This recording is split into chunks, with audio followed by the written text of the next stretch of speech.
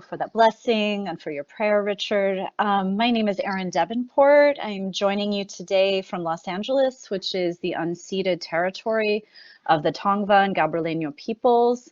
I wish I was there with you in El Paso. It's one of my favorite places on earth, and I feel so honored to be here today. Thank you for the invitation. I am an associate professor in the anthropology department at UCLA, and I am the Associate Director of UCLA American Indian Studies Center, and my research and community work is focused on community language documentation and revitalization in the Southwest, specifically working with speakers of Kiowa-Tanoan languages. So I'm going to briefly introduce a few of our panelists, and then a few of our panelists will be introducing themselves. Then I will get us started with some open-ended questions for our panelists, but if at any point those of you in the audience want to drop a question in the chat, I'm envisioning this as being pretty informal, and so I'll try to work those in as we go. So first with us today, we have Carlos Aceves, who is Anahuac. He's a co-founder and bilingual teacher at Raíces del Saber Xinachtli Community School. He's been a Texas resident since moving from Mexico with his parents at age 2. He earned a degree in mass communication, and his first career was working in instructional media for 15 years. He's been an elementary bilingual school teacher for 25 years, and his interest in Mesoamerican history and culture has inspired him to apply ancient pedagogical models to contemporary educational settings, often with great success in his classroom. So this has given him opportunities to present at national forums, including the National Association for Bilingual Education and many university settings. He has a novel called Diadema, which uses El Paso as a setting to explore the mysterious and ancient archaeological site known as Huecotank State Park. He has another book, which is called 9 Seasons Beyond 2012. And this book has been used in classroom instruction at the University of Texas at El Paso, the University of Arizona, and also at Harvard University. In addition to being a school teacher, he is also a research assistant and presenter for the Indigenous Cultures Institute, which is based in San Marcos, Texas. Thank you so much for being with us, Carlos. Our second panelist is Ricardo Hernandez, who comes to us from the Pueblo of Isleta del Sur. And Ricardo, or Richard as I also know him, is a speaker, teacher, and writer of Southern Tiwa. And his title is the language coordinator at the Pueblo of Isleta del Sur. So I have two other people who are joining us as panelists. So perhaps I will just say their names and then ask them to briefly introduce themselves. The first person here is Teotecl Santina Martinez. Thank you so much. Hello, everyone. Notoka Teotecpat, Nochan, Nikan in Xochimilco-Altepet, Mexico, Tenochtitlan.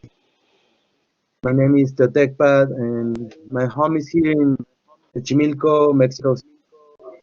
And I am really honored to be here. I am part of Mexica tradition, and my Calpuli, my group, the name is Calpuli Coailama, and I am also part of a school that is called Calmeca Mexica, and it's a school where we teach all the ancient knowledge of the Anahuaca culture, and we specialize in Mexica Toltec culture. But we also share the knowledge of our brothers and sisters from the north and south in it's similar cosmovision. And we teach Nahuatl every week. We've been teaching Nahuatl, and now in the pandemic, we teach Nahuatl by Zoom. Every week we have a lot of classes, really beautiful, and we teach all the philosophy of our ancestors and the dances, the songs, and it's an honor for me to be here and to be part of this reborn of the ancient knowledge. As our ancestor Cuauhtemoc said, the sun it was going to come back, and now it's here. So thank you, all of you. Thank you so much. Thank you so much. Would you prefer when I sort of call on you or refer to you, for me to refer to you as Teotecpatl or something? What would you prefer? My name is Teotecpat, and it's a Great. yeah, sometimes it's difficult. You can call me Teo or Teotecpat, whatever you want. Thank you. Oh, I think I've got it. I'm sure I could do better, but I relish the opportunity for those wonderful Nahua consonants. So I will use that. Thank you so much for clarifying. Thank you. Our fourth here with us is Juan Luis Longoria Granados. Juan Luis, if you would like to introduce yourself.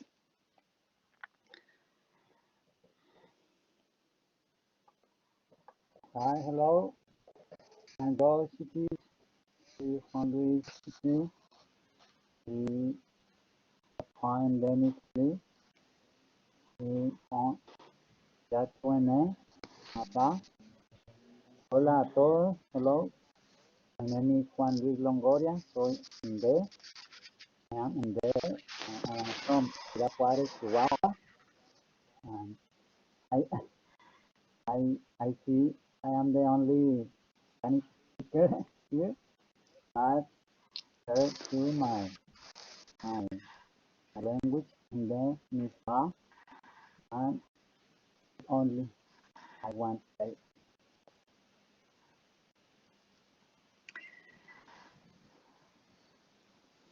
Thank you so much. I have a small request, Juan Luis. If you can turn up your volume in any way, I'm having, perhaps others are not, but I'm having a little trouble hearing you. If that is possible. I don't know, I would like to defer to Brenda and Stephanie here. I noticed you said you're a Spanish speaker. Is it okay for questions to be answered in Spanish? I'm sorry, I don't have the translation skills to move between both languages in real time, but I will just proceed with the understanding that people can speak in the language that is most comfortable to them, unless I hear otherwise from our other organizers. So what I'm going to do is I'm just going to present some questions and we'll just basically move in order. You know, maybe I will say, okay, I'm going to start with, our first panelist. Here's a question and I'll move through the panelists. If there's a question that you don't really have anything to say about, then you can just pass. There's going to be questions from the chat that I imagine are going to be directed at individual panelists. And so I will try to manage that. But my first question is really open-ended. You're here today because you are all involved in some way with language preservation and revitalization efforts. And so my question is, I know some of you have already hinted at this in your introductions, but can you describe your involvement with Indigenous language preservation, documentation, or revitalization efforts? And I see here in the chat that we're going to try to do some simultaneous translation into Spanish. So I'm going to pause right now. I'm going to drop my question into the chat so everyone can consider it while we wait for my treasured translators to translate this question.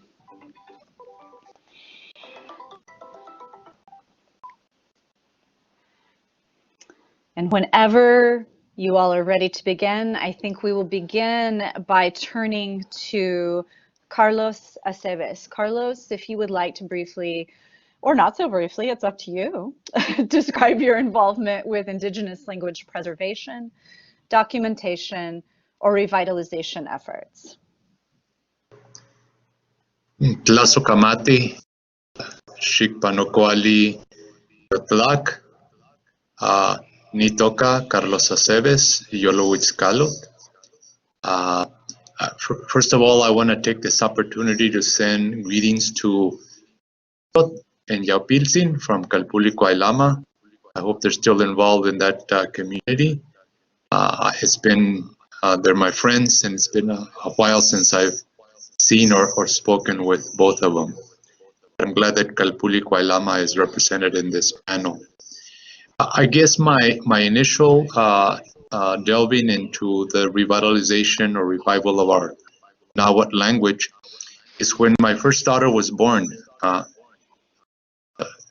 in 1977, and I decided, or 1978, and I decided to give her a Nahuatl name, and her name is Tonantzin de Aztlán, and her two sisters, E and Tonali, also have Nahuatl names.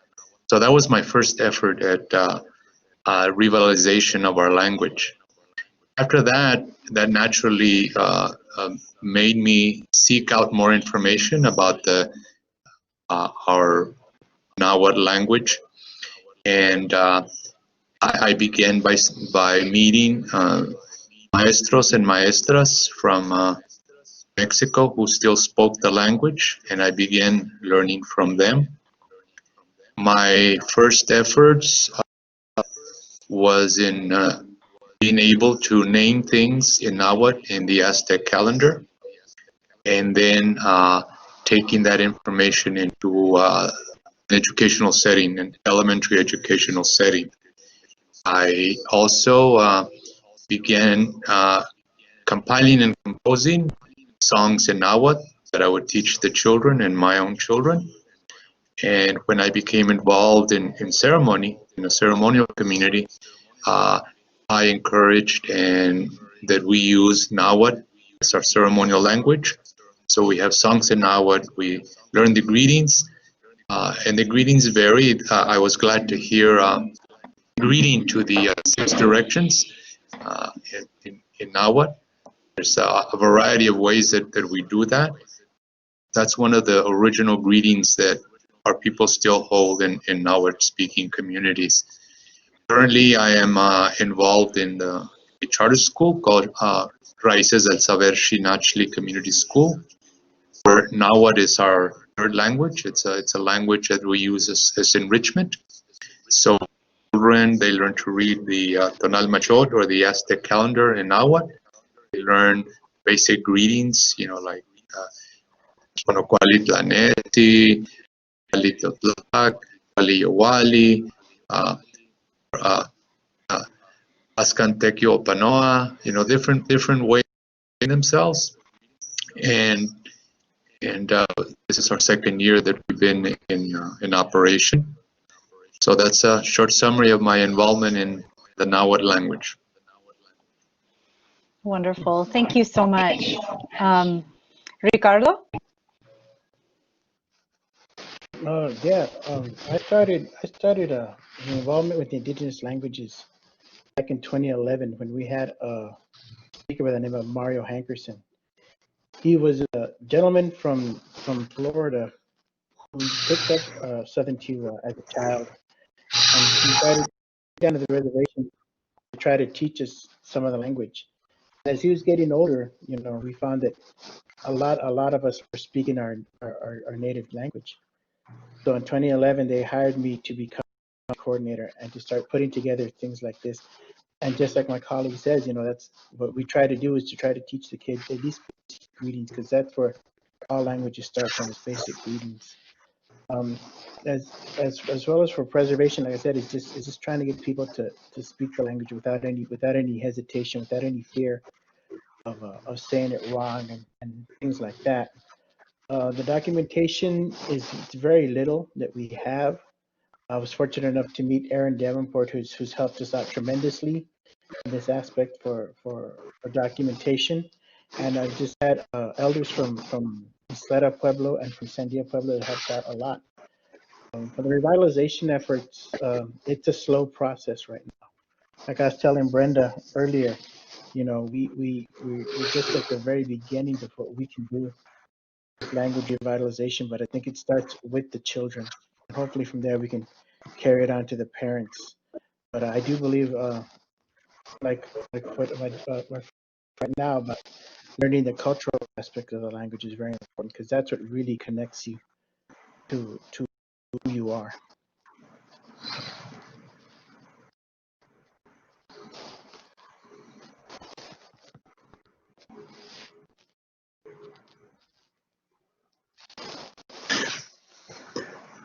think our host is in mute. I can't believe I did that. You'd think after living my life on Zoom for the past 7 months, I wouldn't make that rookie mistake. Apologies. I said, thank you so much, Ricardo. I appreciate the way you broke down, some of the differences between preservation, documentation, and revitalization. I also noticed in the chat we had a separate question for Juan Luis. I'm going to put that on hold for just 1 second. I'm going to now turn to Teo Takpal and ask you if you could respond to this question. Can you describe your involvement with Indigenous language preservation, documentation, and or revitalization? Hola. Bueno, give them what happened. We first try to teach the language for child, no? And we are working so hard for participate with the government for make translations to our language about health, about politic information, with the elections and other things. We make infography for like material for teach or language, and we have a project about nido de lengua. What is this nido de lengua? Nido de lengua is like a house when all people can live with our language, because we live in Ciudad Juárez, Chihuahua, speaking Spanish all time for all, for supermarket or in your work, need to speak Spanish. Don't have a specific place for speak or language, only our houses. So, Nido de Lenguas is an opportunity for live with our language. But it's important, I need to say that the government don't recognize like indigenous people, because in the past with the Apache wars, my people is call them like Apache. Our name is Nde. Determinate extinct in the 1935, 1936, and no appears in the census. So we, my people, my family, and other families, and they appears in this millennium and say, "Hey, I am not extinct." The government say, "I don't know you. No, I don't know about your language. I don't know about your culture." But the reality is, we are here. So this situation is not unique for us. Other people like the Ooba or Ushkama are noted like Pimas people that living at Sierras, Chihuahua, to lost the language, but like is very like the Tohono O'odham people. The Tohono O'odham people come from the north of Sonora to Chihuahua and create the Nido de Lenguas for reawaken the language on the Sierra Madres, Uoba. So we are working for try to make a Nido de Lenguas here in Ciudad Juárez, for try to reawaken our mother tongue. This is a part of we are making. Sorry for my English. No, no, it's really good. Much better than my Spanish. Thank you so much, Juan Luis. Um, I will present our first question to Teo Takpadl. So can you describe your involvement with Indigenous language preservation, documentation, or revitalization efforts? Thank you so much. First of all, I would like to say greetings to Carlos Aceves from myself and from my family, fellow Latinos, and your peers in Midland. And I don't know you personally, but I hear about you when I was young. So it's an honor for me to be here and to know you in this way. Thank you for all your work. And thank you so much. Ni papahki tampa newa ni kiamiek Quetzaltlamantli newa ni pia Quetzal Iquipiyot. My heart is really happy because I have many beautiful things. I have a really beautiful friendship as you guys, and I started to dance when I was like 6 years old, thanks to my uncle Charlotte here in a sacred place. It's called Guaylama, where it was Mexico Tenochtitlan, what is now Mexico City. And I've been involved in the Mexica tradition, Mexica tradition, since I was a child. But I didn't learn the language like my grandma Julita Martinez Galicia. I didn't know the language. I was part in ceremonies, but I didn't know the language. And I start learning the language by the songs and the ceremonies of my people.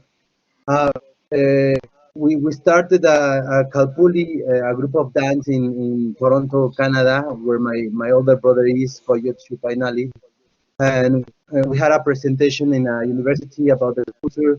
And I was like, that was like more than almost 15 years ago. And a Canadian guy came to me and say, like, he almost crying, like, this is so beautiful. I read in the books that they were extinct. The Aztecs, they were extinct. Now that I see you guys, is unbelievable. And he asked me, "Do you know how to speak Nahuatl?" And and that really shocked me a lot because it's when I realized that I just know a little bit, like not so much. And I told him the truth that I didn't know so much. I know a little bit. I knew a little bit. So it's when I went back to Mexico, the first thing that I did was to search for the Temachtian, for one of my biggest Temachtiani teachers, Santos de la Cruz, and I found them, and it really changed my life, the language. So I was putting all my energy to learn the language. Because if you want to talk about a culture, you have to learn the language of that culture. That way, you're gonna know the way they used to think. Many people talk about Aztecs. They say they were savages. They were many things, but they didn't know that they don't know the language. When you know the language, you will know the way that they think, and you will really talk about them how they really were. And so I was involved in the language and all the philosophy. I went to see Arturo Mesa and all the teachers about the codexes, and now we have a really beautiful school where we teach all the language, and all the teachers that I was looking for many years. Now I brought them to the school, and now in this pandemic, it doesn't stop us. Like we use all the tools to communicate the people that we still here, we're alive, and we're gonna fight until the end of our life to these beautiful cultures. So we use Facebook, we use Instagram, we use YouTube, we use Zoom, and we bring all the young people because all the young people is in the social media. So we bring all these people to here to in which we teach them that the social media is not the place you can learn something, but the real place is the ceremonies. But the way to bring them is by social media too. So we use that. So this is kind of the way we're doing now.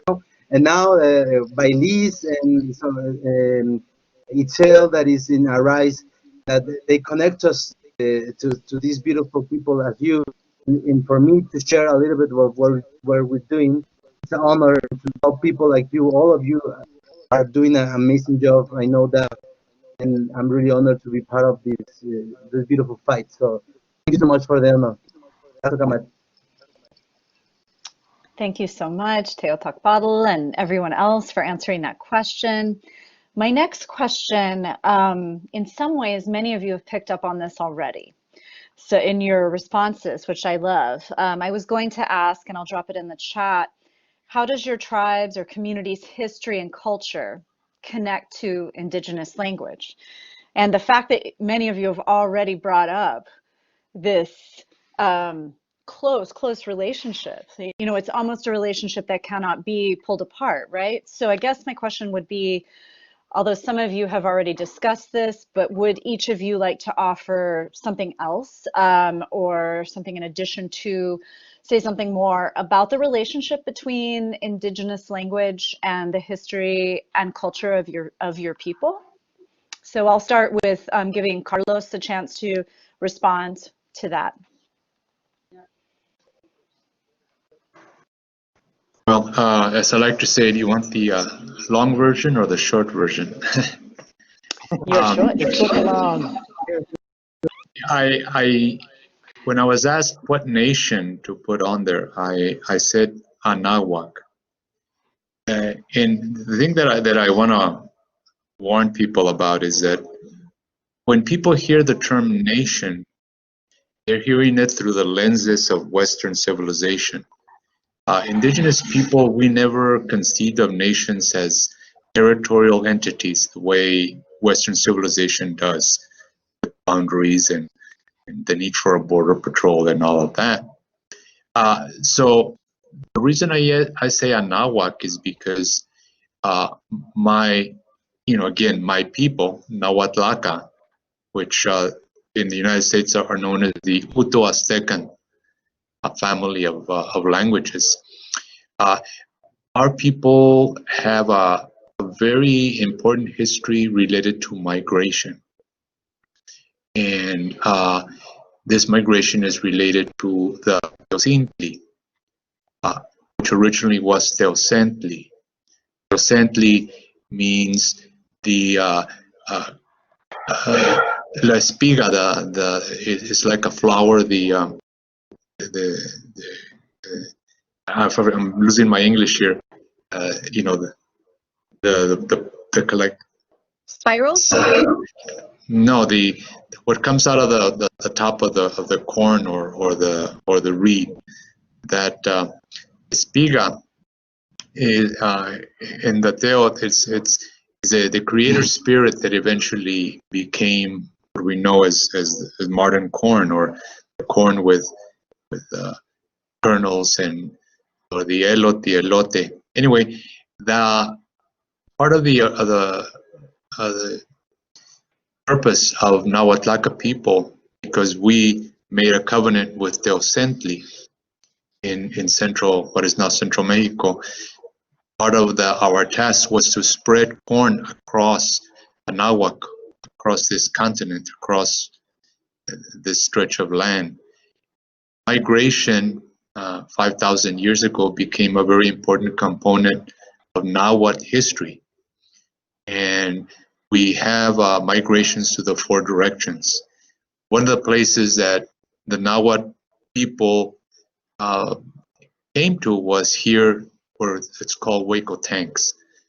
And we brought corn 4,000 years ago. We brought corn to this place, and then continued on to spiral to the other directions. So you know, when we talk about nations, I say Anahuac because the Nahuatl people have migrated to just about every place in what we know North America, and we've settled in just about every place. so that we have relatives all over. This year at our Sundance, we had a man from Hopi, a man from the Awesome Nation, and then ourselves come together at the drum, and all three of us greeted each other and said we're relatives because we're Nahuatlaca, and that was a good feeling. So that's why I say Anahuac. Anahuac, wa means like a it's hard to describe, but it's possessing, and the ak sound is like a formation, and refers to water. So it's a formation around water. The formation around water that we're talking about, original landmass that that emerged upon the earth millions of years ago, that we currently refer to as the Great Turtle Island. It's that one landmass, and that's Anahuac. It was that which formed around water, and then eventually, as the continents divided, and we as a people were here in North America, we refer to North America as Anahuac. The linguists or the historians say that Anahuac is just the area around central Mexico. But it isn't. It's a whole continent.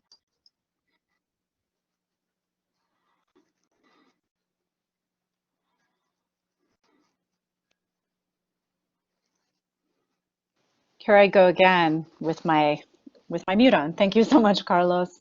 I really appreciate you bringing up, the real problem with using the word nation, which I think not only, as also Maria points out in the chat, these are the colonizers' constructs, right? This history of enclosure and reservation making. But I think it also brings up a topic that we might get to later on, which is the uniqueness of the border region, where you have these different terms for groups and different political formations coming together, which I think is really unique. So thank you for bringing that up, and thank you, Maria, as well. Right now, I'm going to turn to Ricardo to reflect on the relationship between Indigenous language and your history or your culture, or both. Yeah, since we were separated from our sister tribe in Isleta, New Mexico in 1680, the beauty of our pueblo is that we now have two histories. Those two histories: the histories before 1680 when we were there, and the history after 1680 when we were brought down here to Isleta. So those two stories are the ones that we have to connect with. But that's the history that we have to connect with. We've done so well with that. With the dances, with some of the songs that I still hear, we have that connection. It's the stories that I think that we connect. And Tata Mike had told me that that we have another set of stories up north that we have to go up and sort of ask up there for help, because it's through those stories, as we all know, it's those stories that connect us to culture, and culture and language will always be connected. Indigenous people, when we use our language, we use it with, upenifir, like what we say, with the good heart. We have to have that culture, and it ties in with the language.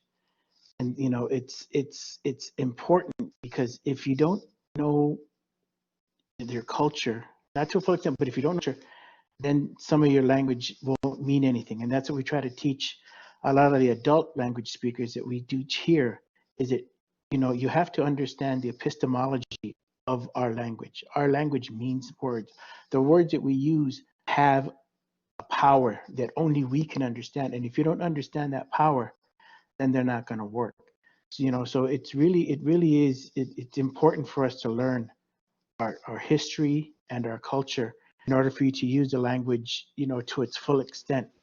And you don't want to really, you don't really want to, I don't want to say misuse the language, but as for me, when I speak with the elders from up north, with the tatas, and he tells us things, and I get a bigger understanding of, okay, that's what this means. So when I go up to Isleta, or if I go up to Sandia, which speak Southern Tiwa as well, I get a better sense of where I'm coming from, and that's what we also have to teach as language teachers, and I guess when they talk about teaching the kids dances, that's a part, because that is part of the culture. In our indigenous culture, we use our words in everything. Even when we speak, a prayer, it's just something that's connected to us. And to me, it's very important, not just to learn the language, but the epistemology of it too. Thank you so much, Richard. Yeah, I think that both of your responses, Carlos and Ricardo, really show us that, language revitalization, language learning, indigenous languages are not just about the words themselves. They're about a broader history and things that you can do in those languages that would not be possible otherwise. Another thing that you both point out is, people often look at languages as these static things that live in a particular place. As Carlos pointed out, Anahuac is not just in central Mexico, right? And as you talk about, Ricardo, there's a history of migration in your community that means that you have two stories, two histories. So I think that's an important reminder for anyone, anywhere, that language is dynamic and changes and moves with people, right? So I'll turn to Teo Takbatl right now to present this question once again. I know you talked about this a little bit, but do you have anything else you'd like to offer in terms of the connection between your language and your history and culture?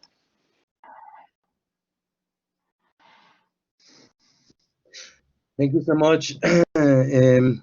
It's a really nice question, because the language is, if you take the language of a nation, you took all the power, and the language is everything. The language is so important to understand our origin.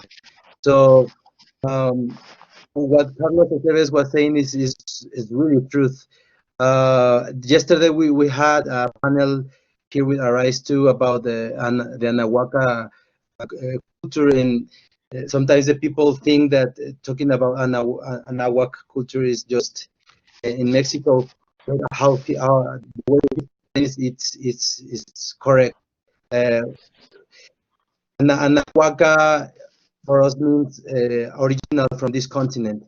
Anahuac is the ancient name of America.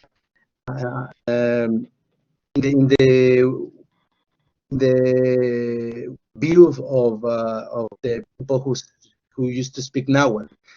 So when I say I am Anahuaca, is the way you can understand this is when the people say I am American.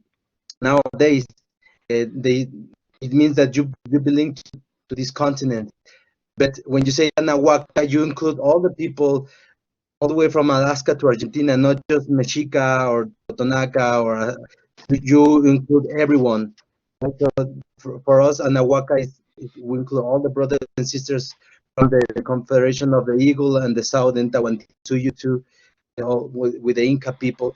So the language from our history, it's a long way ago from the Yutu Azteca. In Utah, we have our roots there too. Our ancestors, Aztec, they travel all the way from Aztlan. The archaeology, they try to find Aztlan. Nowadays, they don't even really know where is it. It's kind of a mystery. But Aztlan, they travel close to 260 years to finally find a place that they call later Mexico Tenochtitlan. So the name Mexico comes from Mexico, and they built different cities that traveled. It means that the people who left Aztlan, they were not the same that built Mexico Tenochtitlan. They were Aztecs, and after they become to be Chichimeca. When they build Mexico, Tenochtitlan, they become Mexica. So these the same people. And I have friends, Chiricahua friends, and they say, we are the Aztecs that we decided to stay here, and we are related to some people from the north. We're the same people, the same origin, and our ancestors asked they to speak Nahuatl too, and nowadays there's people from all over the places who speak in Nahuatl. Even in English, people speak Nahuatl. They don't even know about it. Like if you say chocolate, that in Spanish, the Spanish people uh, call it chocolate, and it comes from chocolate, or tomato, tomate, tomat, avocado, aguacate. So by the language, you can understand the history of one nation. And you can understand how different nations can be related. My brother, my bigger brother, he got married with a woman from the Cree Nation in Canada, and now they have beautiful children, and we call it Meshi Cree. We call them Meshi Cree, and so the language that they have is so beautiful. The Cree language is so beautiful, and it's so amazing how they call to the grandpas, call it Tawi, something like that. And we call now what we call our fathers Tatsin. So I don't know if many old nations, I know they were related by the economy on the spiritual. They knew each other already, so doesn't impress me that they were there are some words that we share, the ancient nations shared before. So sorry for talking too much. So yeah, the language of a nation, all the native language are so beautiful. I believe all the nations in Anahuac, they say in their own ways to this continent, not just Mexica or Nahuatl people. There's, I believe, there's hundreds of ways to say to this continent. So in our view, we call it a Nahuatl. So in my way of view, all of you guys are Nahuatl as I am. We are all brothers and sisters. Thank you.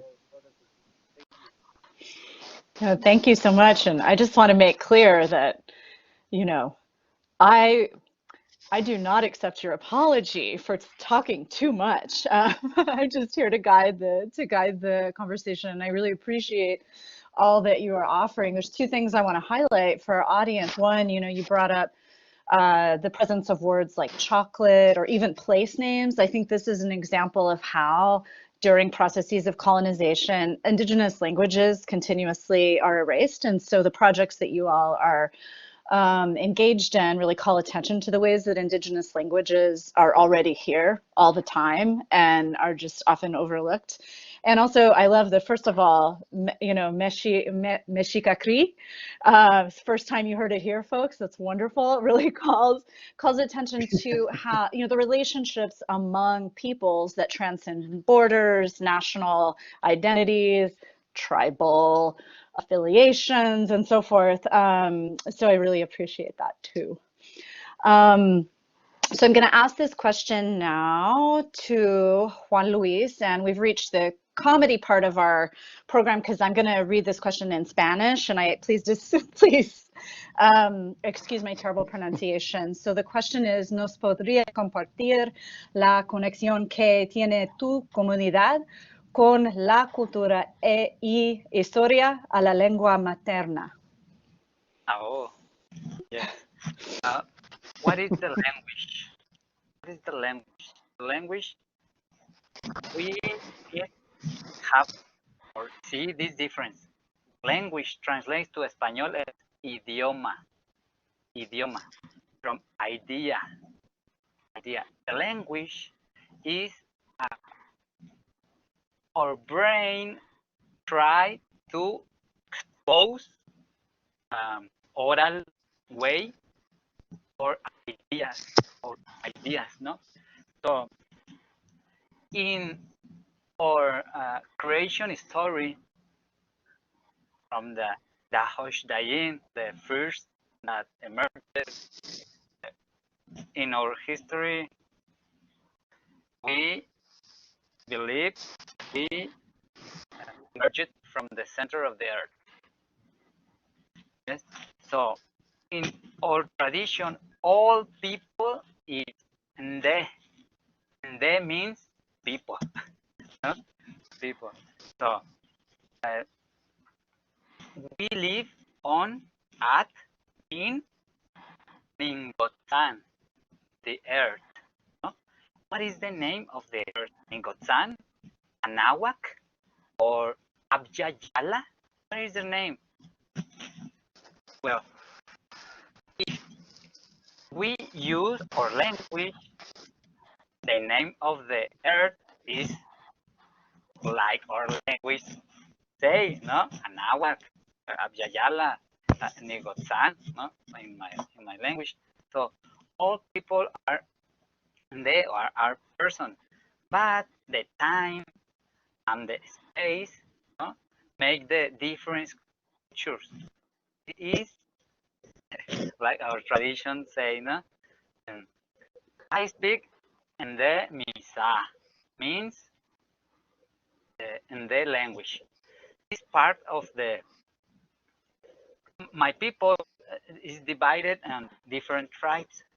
Payande, Nagukande, Chokonende, Chihene, Donkohe, Ditiligande, and others. But we have people that are related to us, the Ne language. In English or Western epistemology, call them Atapascan. Why Atapascan? Because some linguistic in some years ago learned that the people that live in around to the Atapasca Lake speak like other people from the Pacific coast and the southern of USA and northern to Mexico. And the people that speak like these Atapascan people is called them Southern Atapascan, no? The Apache language is Southern Atapascan language. Según la epistemology Western, no? In our epistemology, all speak in the, but yet we can see if you hear like you speak, I know if you are from Choconende, Chihene, because have difference. In my language name is De Misa. But like the people from the Escalero Apache tribe speak De Visa. The or brothers, Dine, no, the Navajos, Dine people speak Dine Visat. It's similar. In the say San Carlos Apache tribe or White Mountain Apache tribe, our brothers say De Villate. It's similar. But the last year I participate on the run ceremony running Jicarilla Apache Nation with my friends, the Velarde family, and one elder, Bernice, teach to us about something important. What happens if I am in there but no speak my language? I continue to be in there or not? Like the old tradition say, all people is in there. Not say Marroquí, Marrakesh people,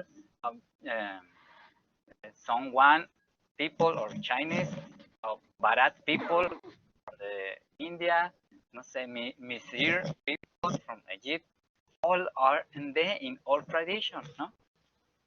So if you don't speak the Inde Misa, you continue to be Inde. Yes, the language is our brain try to explain, explain our ideas.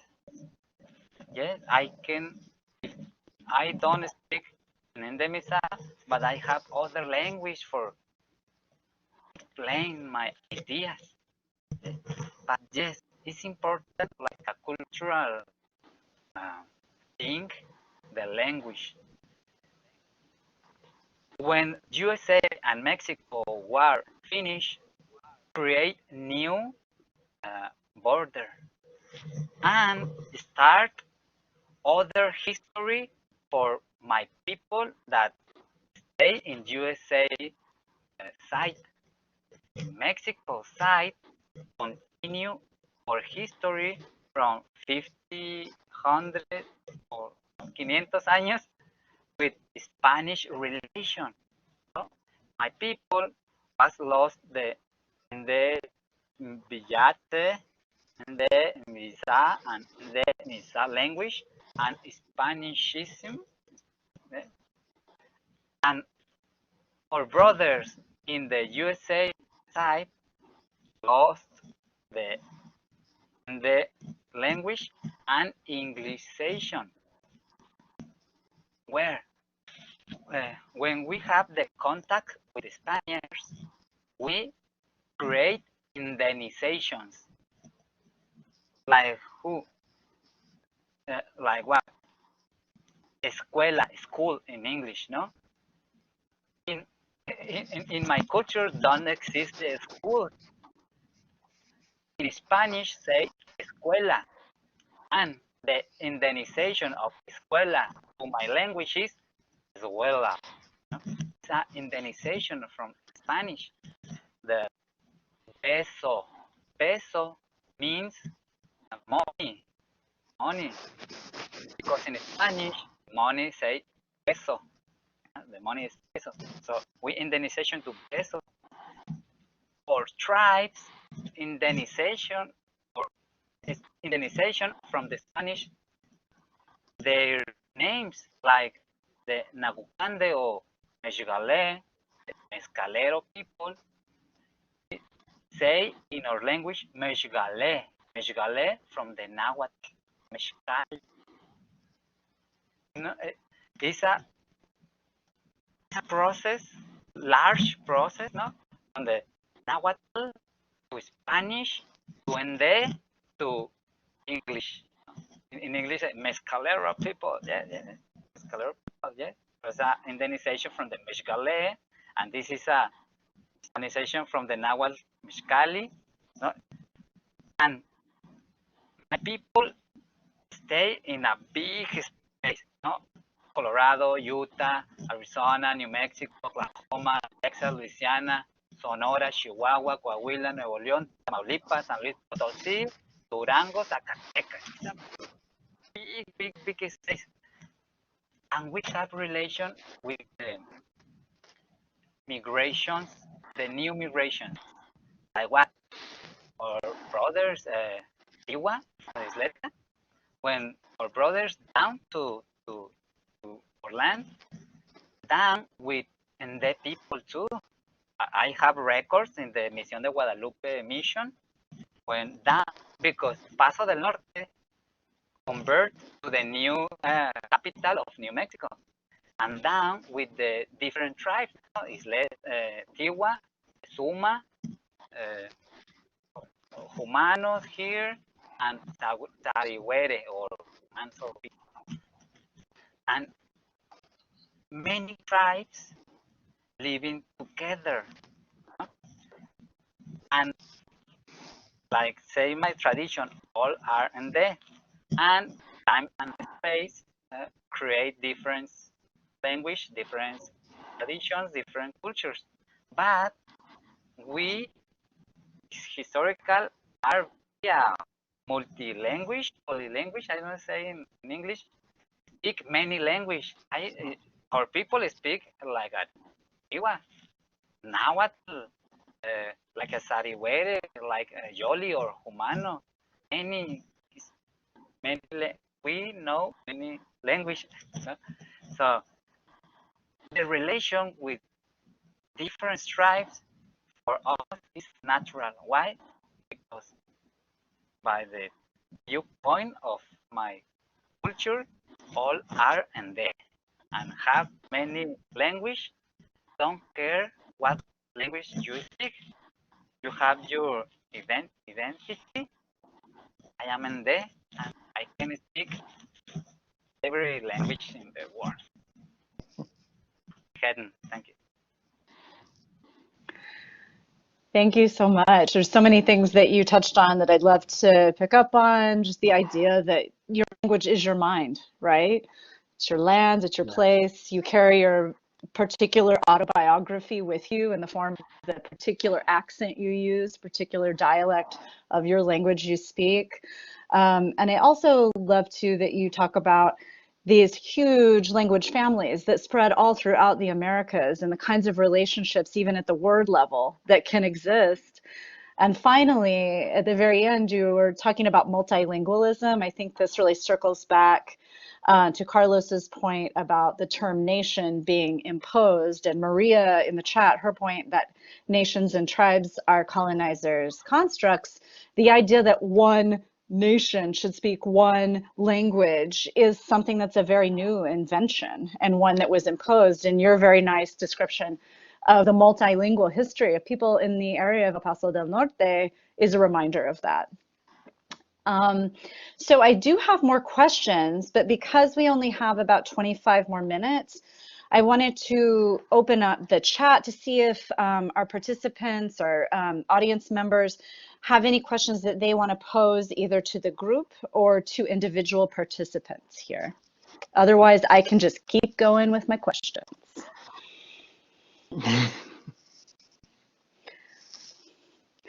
Another possibility is that some of our panelists here might have questions for one another.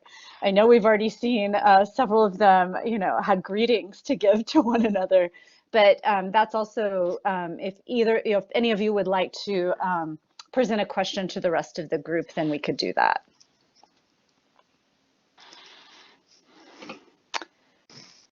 Well, since I'm not seeing anything come in, I'm just going to move forward with my next question. I've got a lot of, yeah, go ahead.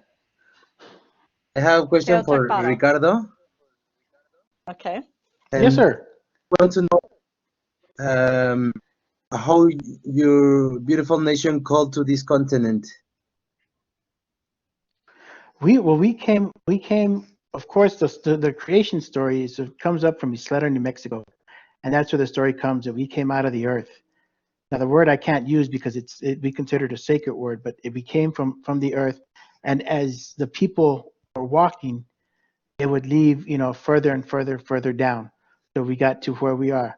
So that's like we're also closely related to Sandia, to all the other 19 pueblos, because we were all, of course, related.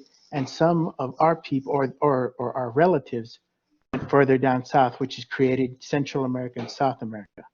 But that's the story that I've heard, that we came from underneath, and it was, I think it was the badger, or one of the burrowing animals that had created the hole for us to leave the Middle Earth, or sort of to come out to this one. And that's how we spread out. We went as far, we went west, we went north, we went east, and we went south, and then down south.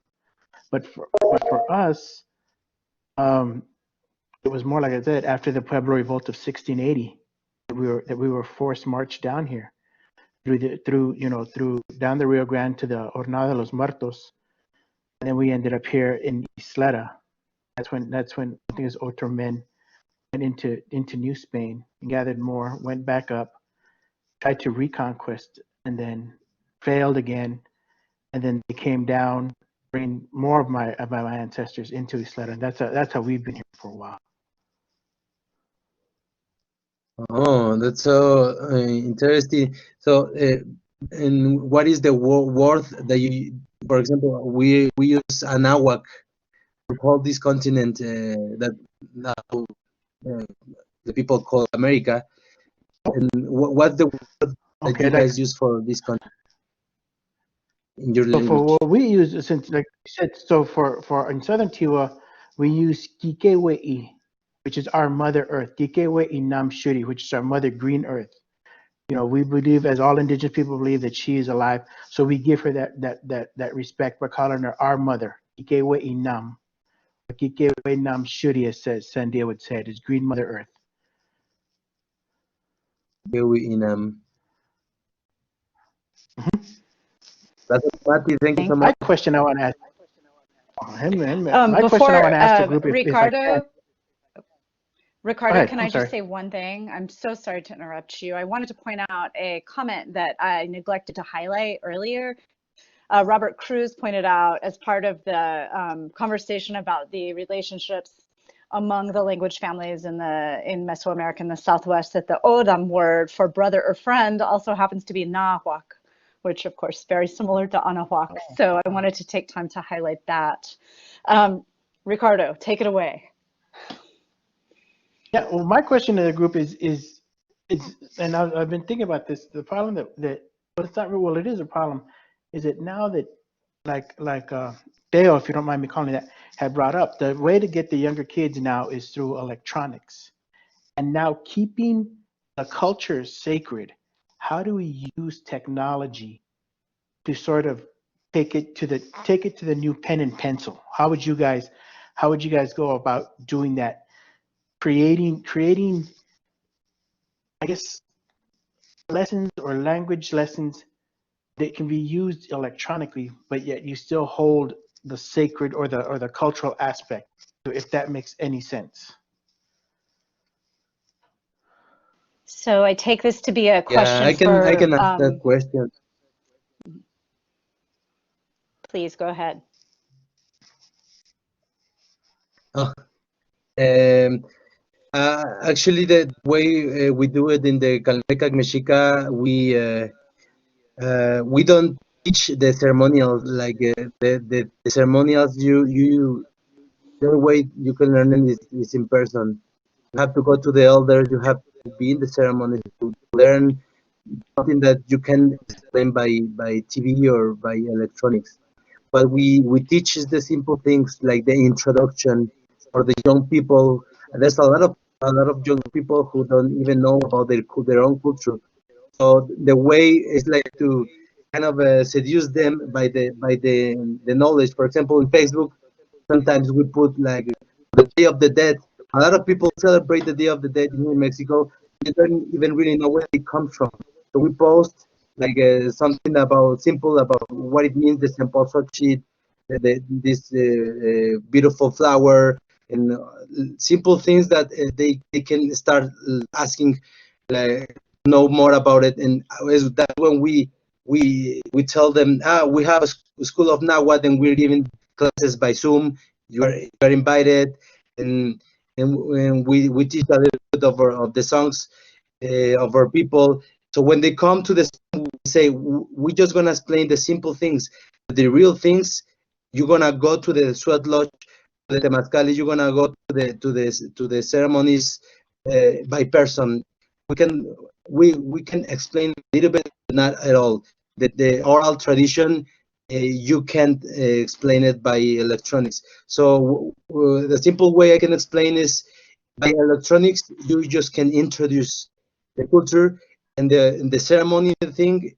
You cannot do that by electronics. You have to be in person. That's the way we're working right now, and is what I wanted to share. Thank you.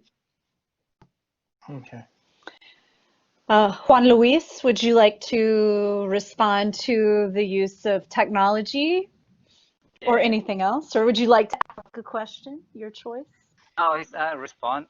Uh, or people have stay working with app, the mobile apps. We have the Jicarilla language app and work in all USA territory. in Canada no, in Mexico no, only in USA territory. Have to like the Navajo language, other app, and before I explained, for people was divided, no, USA and Mexico side, and in both sides lost the language, and the elders or are, have the need, each have the necessity of the speech or language. On Facebook is a tool for each language. We have in San Carlos, Apache tribe, brothers that are teachers of our language, and it's open for all people. For all people. Yes, we can show some art of culture. Yes, but we need special things, no, sacred things, and it's very very important.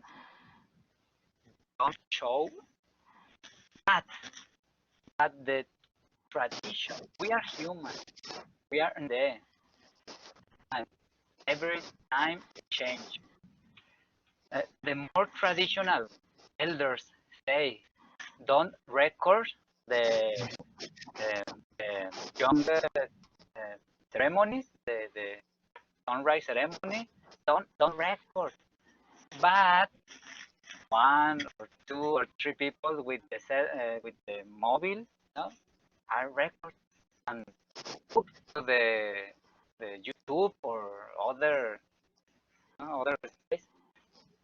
The elders angry, but or elders, uh, die, and new generation stay in this place, and this new generation permit the record of some ceremonies, but walk to the no record to, well, only this part. Maybe in the future walk to the open show or ceremony, but depend of the tribes of the people. No, we are human, we are change, and it's possible. I respect the position of not show the sacred ceremony, but the possible is there of change.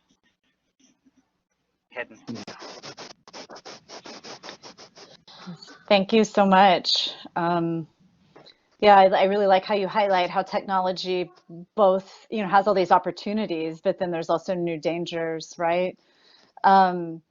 Before we move on to the next comment, I wanted to give Carlos an opportunity. Did you want to say anything about how technology can be used as part of language efforts? Well, we are using technology as part of our language efforts right now. It is a challenge. Yeah. It is a challenge because from the beginning, when the camera was introduced on this continent, our people said no photographs. The photograph captures a light, which means it captures your soul, which means even though you're no longer there, people have access to your soul. And the Western mind doesn't understand those things.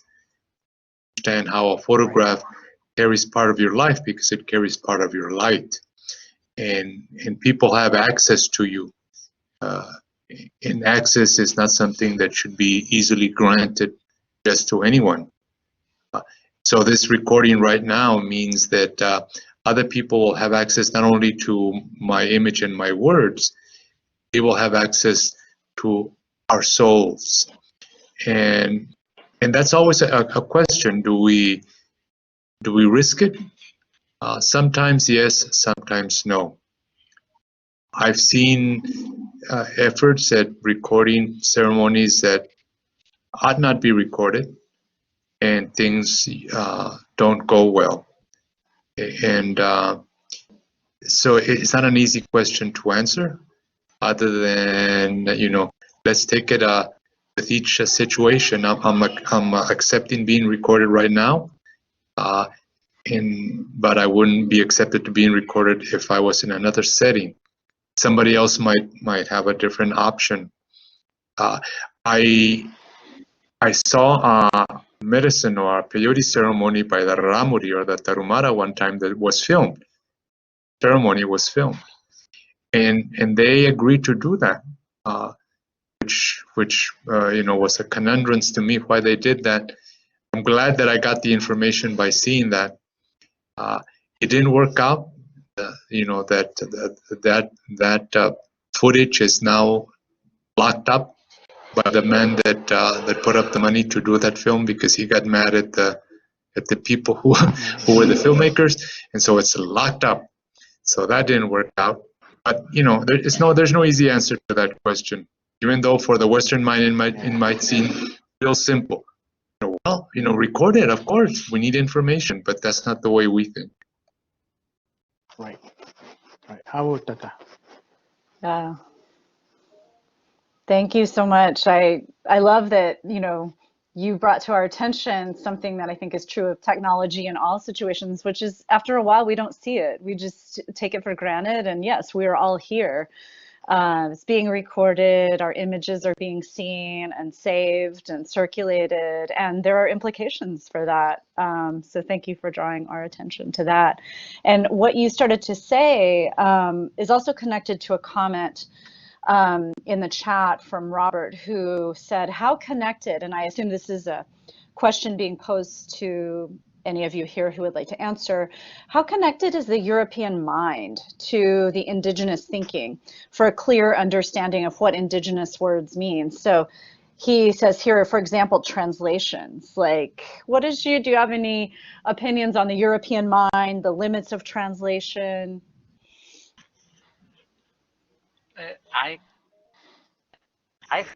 Yes, please.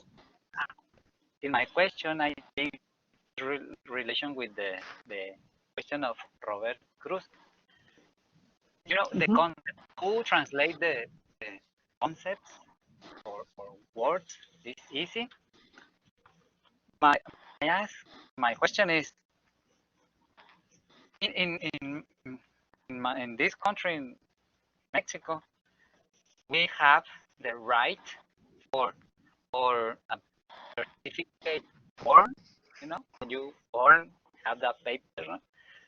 But it's right in your language that you can have your certificate born in Nahuatl, in Wixárika or Mayan language. It's possible because we have this right, and I might in the certificate born, you say the nationality, say what is your parents, what is your grandparents, and some concepts from other language to our language. For our brothers here, in your where you live, you can or you have this possibility of your certificate born in right in your language.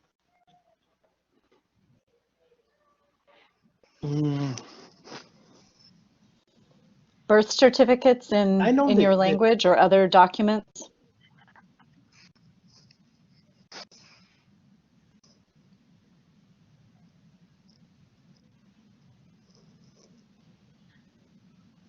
Anyone want to comment on that? Translation? Well, I guess for us, I guess to answer Juan Luis's question, right now the problem that we have is that Southern Tiwa isn't we have an alphabet, so we do have it. We're trying to get it written, but a lot of the elders that I speak with, especially up north, those are the ones that tell us that, that they never learned to read, they never learned to write it or to read it. It was just spoken. So as for us, for actually having written down, we have the problem where the younger generation is starting to learn it written, but we still have the problem of phonetics. And as for the older ones, when I speak with them, they say, you know what, as long as I can understand you and speak to you, because most indigenous languages, it was always, they were just taught by speaking to each other. So we don't really, we never had I would like to get to that, to where we don't have to really worry about having it written, because that's what really, it really makes it harder for people to want to learn the language, because then they think, oh, well, I'm not spelling it right, or, I'm not going to say it right. And if it's just spoken, I think that's the easiest way. So I hope we don't get into that problem. As for if you're talking about like a certificate, like maybe for teaching, I know that with us in the state of Texas, it's just impossible, because the state of Texas just doesn't want to deal with native tribes as it is. New Mexico is a lot more open to having talks with native people, since there's more pueblos, there's more indigenous people there. In Texas, I know that it was before the Civil War or something like that. There's sometime that they actually forced native people out of Texas. That's like, we have such a large population in Oklahoma, or in Louisiana. They forced them out. So that just gives you an idea of what we're dealing with here. Anything having to do with sort of curriculum, or getting say a foreign language class into a school is just impossible to get. Thank you so much. A little order of business here as moderator. We're nearing the end of this session, but we have been given permission to continue. So I invite all of our panelists to stay here if you can. I understand you're busy, and also our audience to stay. I thought I would present one more question that is especially geared towards the audience here. And, to me, like, people want to know how we can support your efforts. For people who are Indigenous, how they can get involved in their own communities. So my next question to each of the panelists, if you can stay, is what do you and your community need to move language documentation and teaching efforts forward? So, like, what can be done to help increase access or learning? Carlos, do you have any thoughts on this? What your community needs, what you need? I'm a question behind. I was going to address Mr. Cruz's question. Albert Cruz. Please go ahead with that. It's been many years since I've seen him. Met him at Covered Wells in Arizona a long time ago. I believe he was sundancing at the time. But the European ways that we frame the problem that Indigenous people have. The European mindset is one, Western civilization is another. Some are more brash and say the white man, imperialism, colonialism. And basically, if when I'm asked to explain the purpose of language, in the Western mind, the purpose of language is to communicate between a group of people. And in my oral tradition, that's a practical use of language. The purpose of language is said in one of our creation stories. When the creators were watching a sunrise, and one of the creators said, to how beautiful the birds sing and how they greet the coming sun with their song. And another creator said, oh yes, quite beautifully. But that's because we have made them that way. And another creator said, wouldn't it be great if we could creature that would sing to the sun because they want to, not because they have to? And that's how the idea of a human being came about. Create a creature that would vibrate with creation because they want to, because they're already made that way. And so when human beings emerged upon the earth, when sound would come out of our mouth, our goal would be to eventually speak in the vibration of creation, or the frequency of creation. Language is, this is language. See, and like you're not hearing any sound, I just go, and the Western mind would say, look, children, this is what he's saying. He's saying, I am words, but that's not what I'm saying. It's just that heart is swirling towards you. Very, very different.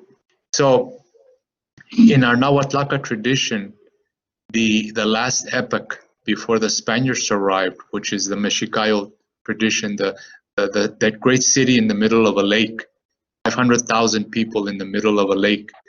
That was a culmination of many migrations across the centuries. That people came together, the Nahuatlaca people came together in that lake.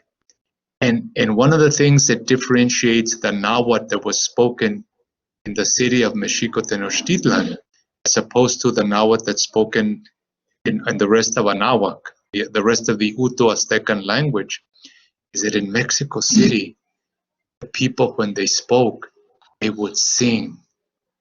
They would sing the language. Today, you see remnants of that by people in Mexico who speak like, Oye, manito, ¿cómo estás tú?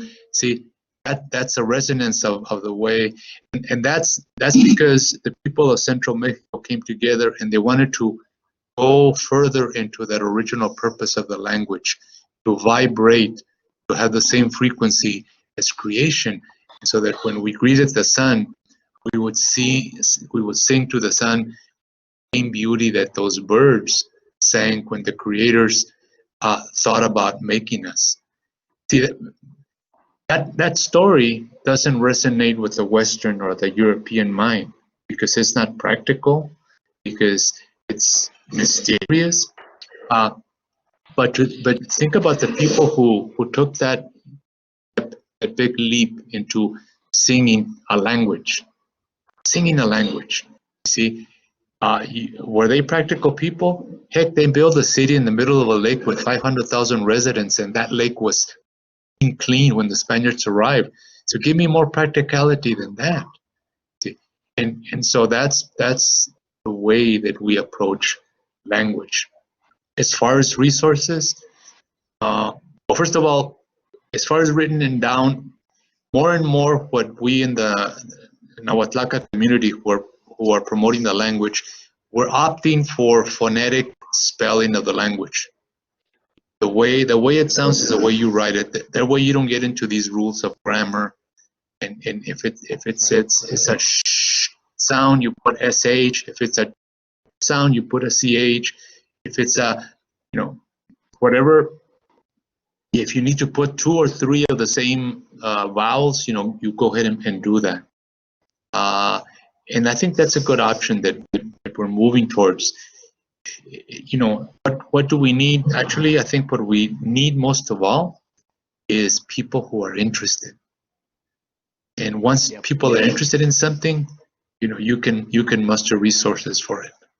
Lazo Kamati. Thank you so much. And I apologize for not giving you a chance to respond to Juan Luis's question. That was really lovely. And in the chat, just want to call everyone's attention to a comment from Maria who said, I appreciate the way Mr. Aceves explains with symbols and stories in his responses. And I very much agree. And we also have another question. I'm going to skip over my last question unless someone has a burning desire to answer it.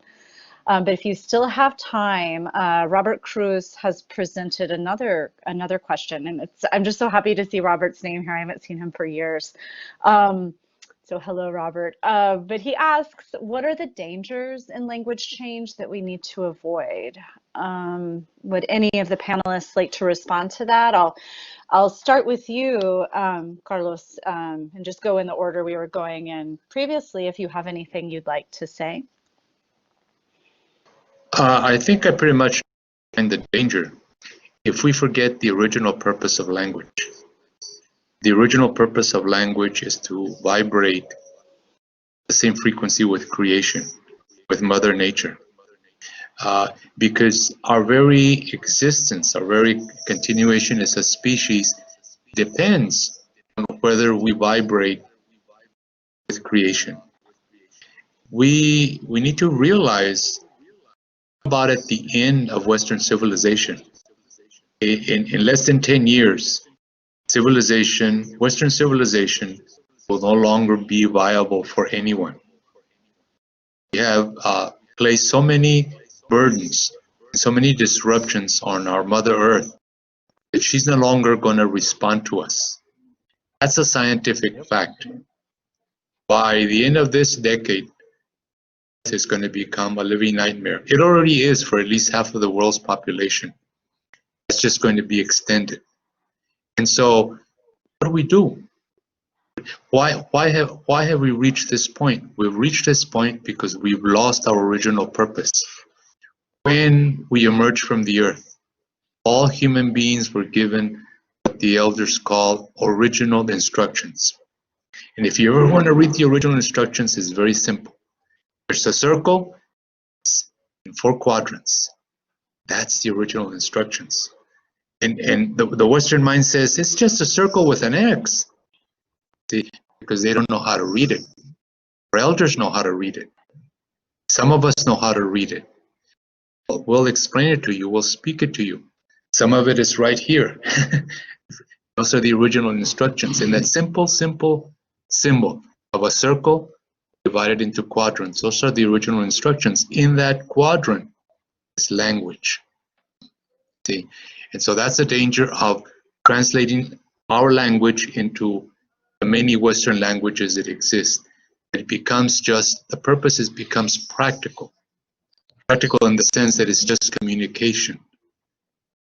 So the language, the purpose of language is to vibrate with creation, and that we learn to speak to each other through our hearts,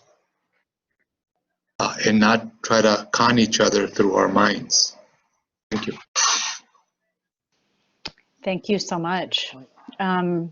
Ricardo, would you like to offer any response to the potential dangers in language change that need to be avoided? I think for us personally, one of the main dangers is not to give up. You know, we can't give up. We have to keep going forward. Don't give up on teaching the language. I've told people that language classes, if I have 10 or 1 person show up, I'll be there for that 1 person. This is something that to me is really important because, as we all stated, it's a connection to our past. And I remember one of my tatas had told me that. He said that, when we go on to the next world, the people, our elders who are up there speak our language. And if you go up there and you can't speak with them, if you don't know the language, you can't be able to speak with them. So it's important that we can't give up. We have to keep doing what we can, to get people. And it doesn't have to be, I tell people, don't worry, you're not going to be fluent overnight. As long as you start with a basic greeting, with a basic prayer, like Rick Quesada teaches you a basic greeting and a basic prayer, and the rest is just icing on the cake. It's just those 2 that gets you started. And second is it there are times where we feel that, or that I feel that the community, the community has no involvement, and I can't give up on the community. I know that there's people out there that want to learn our language, want to learn the culture, and I just have to find a way. I have to try harder to get the language out there. The culture is something that will come with the language, but I think I have to try harder to get the language out to the community. Yeah, and I think that's just one of that's the main dangers that we just can't give up on this. The work that we're all doing, to save indigenous languages is something that's really important. Thank you, Ricardo. Teotecpatl, do you want to offer any thoughts on dangers that need to be avoided?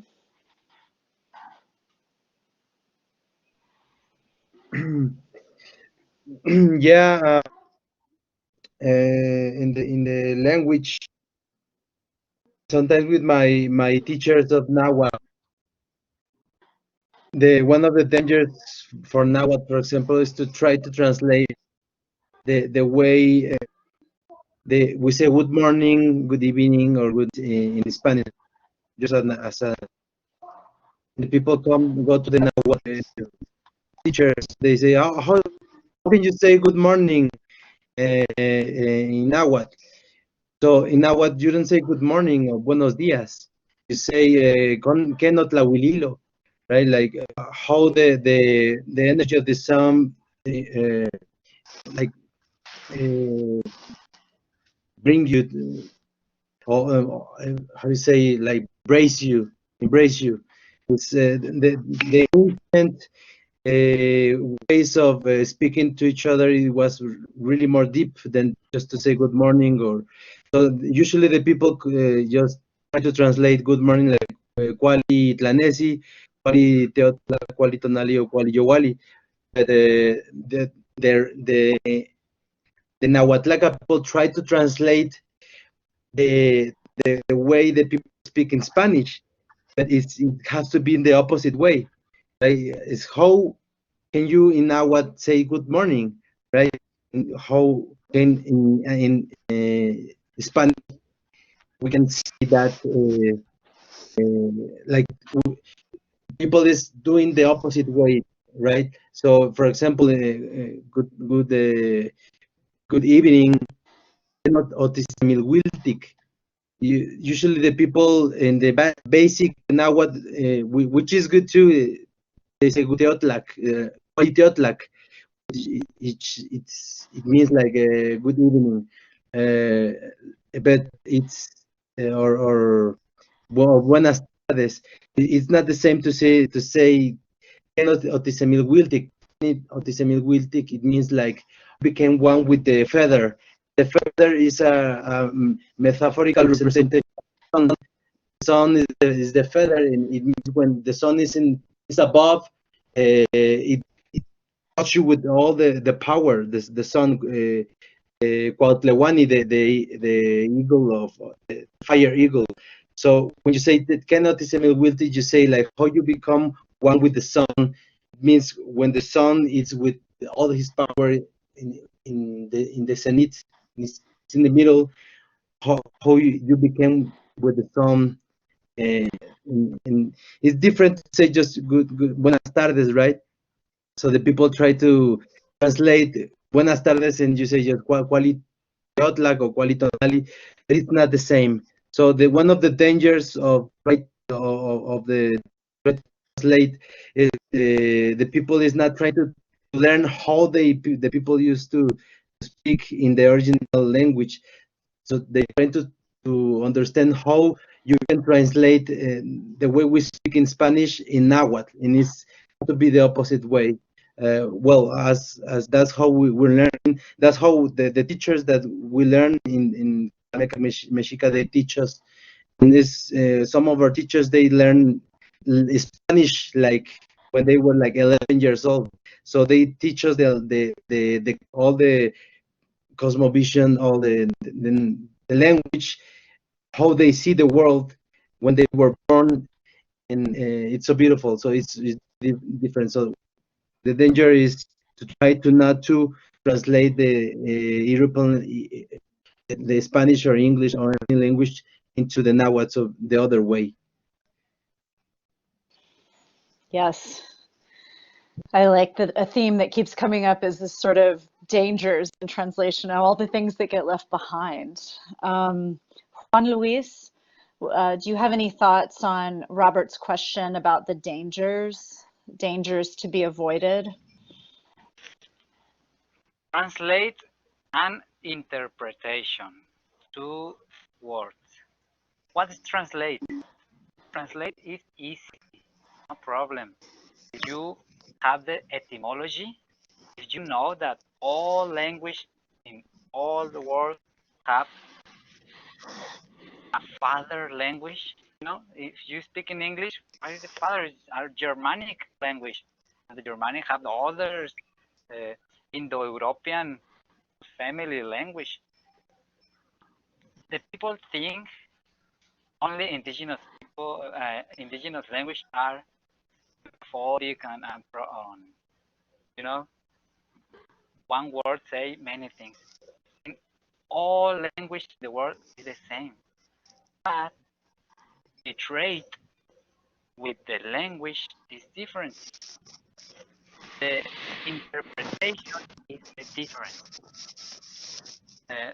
The interpretation is when you try to explain the meaning of the word.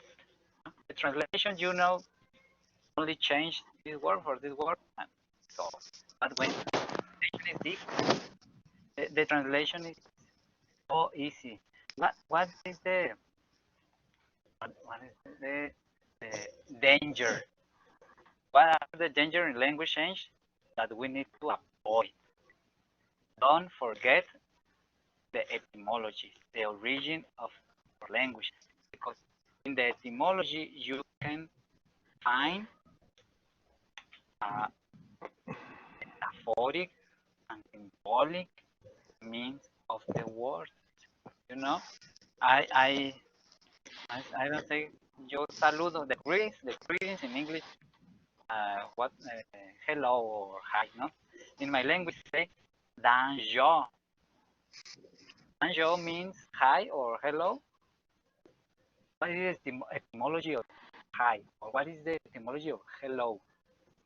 The etymology of danjo is all is good. All is good. You can translate to English, no? All fine. But so I say you can translate hello like danjo if you know that danjo means all is good. We need a difference to the translation and interpretation. I need the danger that we need to avoid is don't forget the origin of words, because means many things. And in the other question about the why need move language to communication and teaching in first word, it is joined with this question, because the it's important the phonetic symbols, because many people have problems because when one write or sounds only when the letters of the abecedary, A, B, C, D, but are symbols, and we can create other symbols. The linguistic create some language for some language, like the Nemene language or Comanche people create for me very weird symbols for write, but these symbols is the representation of the sound. We can create new symbols for representation or sound, and with this we can create documentation in our language for us. We need create documentation. It's necessary. If our culture are oral culture, and we live with oral culture for thousands of years. It's not necessary documentation, but we are living in a world where I don't like me say Western or Occidental culture, because this is very Christianic symbolic. Western for where? Jerusalem. This is the reason for this. We say Occidental or Western culture. If you are in the east of Jerusalem, say Asiatic. Asiat means east, east land. For this, I don't like me say this, but if the Western culture have the culture, you know, every one right all no the documentation, and their culture is fanatic like us. We don't no, we can no fight. We can use, or you can uh, maintain or oral culture, but we can too have a paper culture. I don't see the problem, but we need be wise for use the about culture, oral culture, and paper culture. I think this.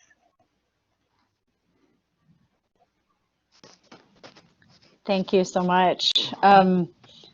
I love the way that you highlighted sort of the limits of the English alphabet, which I could go as a linguist, I could go on about for days. And you talk about indigenous writing systems. I was reminded of the Cherokee syllabary that uses a very unusual to my eyes set of symbols, but really has been used for centuries at this point to capture the sounds of the Cherokee language. So I also like your point about etymology, how in English, hi doesn't really contain anything, but in your languages, you nicely give an example. You can learn a lot more by breaking down the parts of the word. I'm getting a note from the grand moderators above me that we're going to need to wrap up because we are approaching 2 hours. I just want to end I'll just say goodbye and then I'll give each of you a chance to say goodbye. But thank you all so much for this opportunity, for letting me moderate this, and for being in this virtual Indigenous space with you. It's been a real honor and I've learned a lot. And if you find yourselves in Los Angeles, come and see me, and I'll see you in El Paso next time I'm there. But would any of our panelists like to offer a quick goodbye or last words? Yeah, I guess I want to say thank you for this. This is great to finally get stuff like this out in the open. You have to save indigenous languages. So thank you. Juan Luis, I think you wanted to say something. Yes, say no, Hayden, Shikison. Gracias, amigos. Thank you, friends, for this opportunity for show part of my culture, part of my English that I appreciate so much this opportunity. I hope have other session maybe in the next year and share all your knowledge. It's hidden. Thank you. Thank you. Teo Tecpadl. Yeah, thank you so much. Nimismo Tlazocamati, Pampamiek, Tlachtoli, Oxepati Moitasque. It means thank you so much, and I hope to see you soon. And just let's keep fighting to preserve these beautiful languages, and say to the world that we're still alive. We are the face of our ancestors, and we have to honor them by preserving the language and teaching these languages to the children, to the future generations. Thank you. Thank you. And finally, last but not least, Carlos, do you have anything you would like to end us with? If you want to search the web, I encourage you to search the word Xinachli or Xinachli Project. XINACHTLI Project. With that search, you can get into contact with many of the efforts to revive Nahuatlaca culture, Nahuatlaca language. Tlazo Kamati, thank you for all of you. I want to end with a mini Nahuatl lesson that I think illustrates the way our language is used. If I want to say, may your heart and your face be as one. Grammatically, that's a long sentence, but in the way of our ancestors, we would say, initially in your. That's it. Isn't that cool? Thank you. That is very cool. I think that's our ending. Thank you so much, everyone. What a pleasure and an honor.